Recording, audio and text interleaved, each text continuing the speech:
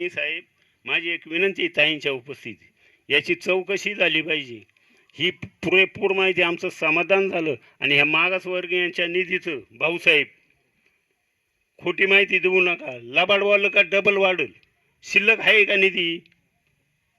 5 वर्षाचा दलितांचा मागासवर्गीयांचा शिल्लक आहे का? आहे? काला ठेवला? असं होत असतं का? ज्याचा कार्यकाल समजा, ताई तुम्ही राजकारणाची कार्यकाल समजा, माझ्या काळात ते काम पैसे संपून गेले, काम होऊन गेलं पाहिजे, हे अपेक्षा असते प्रत्येकाची. आणि हे आता परत असं बोलत हाय, कोणी ठेवीत नाही हो. आणि असल्यावर काला एवढं हे कर. बरं ते असो, काय असेल ती माहिती मिळेल, परंतु ही सगळी व्यवस्था माहिती मिळाली पाहिजे. आणि BDO साहेब जे काही याच्यात दोषी सापडतील त्यांच्यावर कारवाई निश्चित झाली पाहिजे. परत त्याला जा तू पंचायत समिती जा नगरला. यापूर्वीचे जे ग्रामसेवक होते मॅडम, त्यांना आपण ऑलरेडी शोकज नोटीस दिली. आयर होते.